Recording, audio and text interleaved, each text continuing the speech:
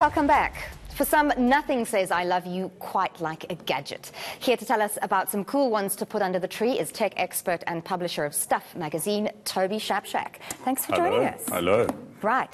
Look, I'm a Gen Xer, so for me, tech moves faster than the speed of lightning. I don't know much about it. I find it very intimidating. And I know that one thing I do know is that before a gadget has even properly penetrated the market, there's something that's replaced it that's even better. Funnily enough, and in some cases by the manufacturers themselves.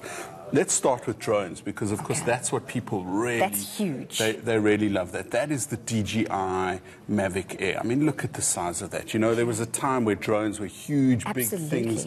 I mean, just look at that size. And what does that have? What does it do, apart from flying? Apart from flying. I mean, it's so much more sophisticated than it used to be.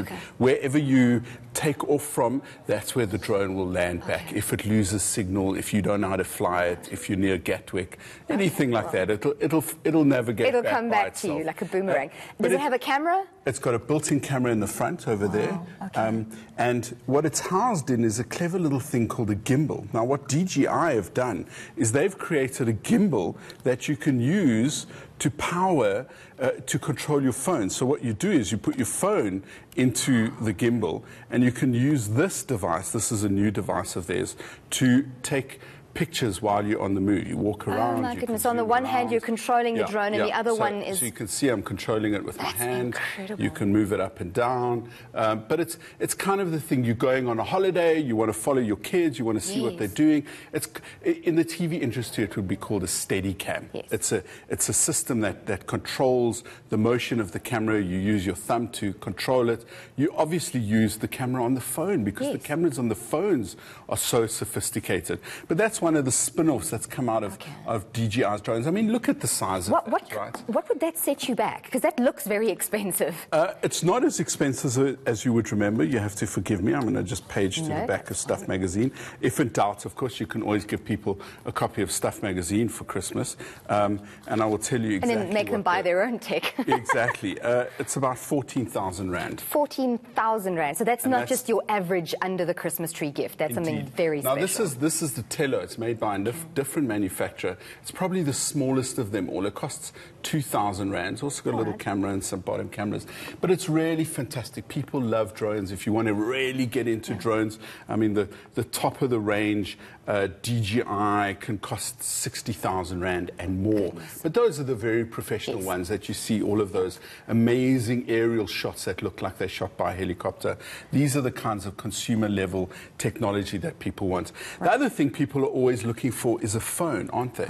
So the phone of the year we've discovered so far is the Huawei Mate 20 Pro.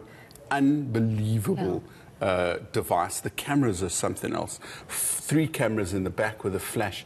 The picture quality on this is just sensational. This is the deep blue one. You can see this, the gleam of it on the back. But the picture quality in this is just fantastic.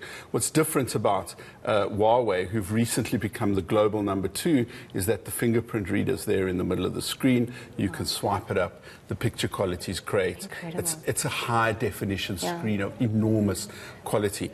You're going to be sitting around watching movies, maybe listening to music. What you're going to want is some kind of speaker to play music to. And of course, pairing gadgets together for multifunction, that's huge. This is the ultimate ears wonder boom. I mean, it looks like the size of a beer can, a kind of a beer can that plays in the front row, as it were, a little squat. But look at the sound quality of that, and I'll play you some music in a moment. But it was our audio gadget of the year last year. It won the Stuff Awards gadget of the year, and of course, it's just absolutely sensational. I mean, let's just listen to.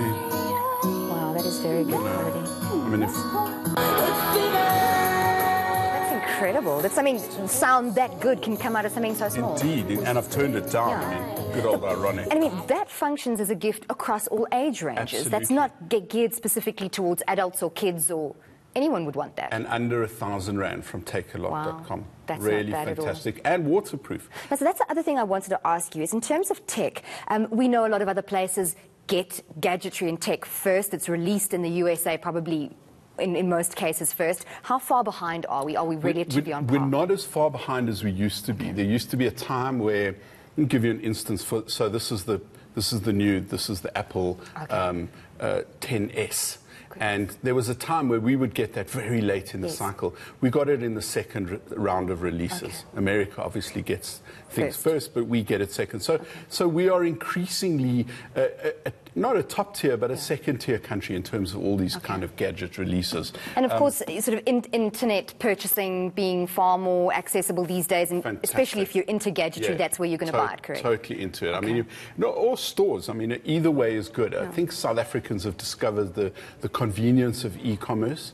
You know, if you're buying something, you know your shoe size, or you know the book. And the reliability of knowing that you're going to get it. You know what, you don't have to run into a mall. Please tell me about this. This is BB-8. I mean, the fact that you don't recognize this from Star Wars. Well, look, I know that it's from Star Wars, but it's a travesty, but I'll overlook it. This was a big thing last year, and the manufacturer is a company called Sphero.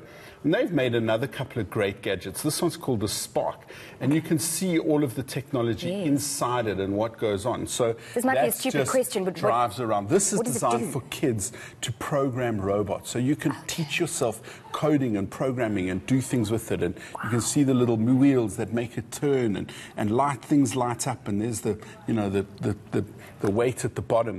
That's what it uses to charge to. That little coil. That's what induction charging is. In fact, it's one of the fantastic things about this Mate 20 Pro. It's got wireless charging. Most new phones have the standard's called Q. And what's fantastic is this phone can charge another phone. So if you have two phones, hold them next to each other like they do in that advert. You know, you're traveling somewhere, that will charge the secondary phone, which is really fantastic. Speaking of gaming for the kids, or the adults for that matter, this is the Nintendo Switch. I'm a little suspect about giving kids more screen time, but as they get older, gaming is the way so many kids socialize, and this, of course, is just the best possible Absolutely. device. And as long as you regulate it and there are rules and boundaries, then, I mean, they're going to be playing with it anyway, so you might as well give them what they want. And you might as well train them. You know, this is my dilemma. My son's a year and a half. What kind of experience is he going to have in 10 or 15 years' time? You know, so many of the ways we look at the world come out of gaming, whether you know it or not. Virtual reality is very gaming orientated at the moment, and it's gamified. Those kinds of experience often lead to adult experience, but it's also like when we were kids. What did you need to know when we were kids? How to ride a bicycle, how to cross a road, how to do a bomb in a pool so that you don't flat pan it. What are the skills kids are going to need? And that's the kind of dilemma that we're going through for, but not in Christmas. During the Christmas time, we're just going to have a good time. One last thing, though, something to carry all your gadgets or your laptop, or for school kids, this fantastic Swedish brand. I'm not even going to try and pronounce it. Raven, and they make a thing called a kanken. And this was designed for school kids because school kids were carrying back. So the idea is you've got two straps on the back to share the weight, that's obvious, but you've also got this here. And they're an iconic device. They've updated it this time around so that you could put a 13-inch laptop in the back there. So this is aimed purely at carrying tech gadgets safely? Well, no, this was originally aimed at school kids carrying books. Books and those old things. I mean, when I saw it, I thought, isn't that fantastic? It's got space for a water bottle, but of course, because it's Sweden, it's actually for an umbrella. But these are the kinds of things, and this is a nice, cheapish option, 1,600 Rand from the iStores.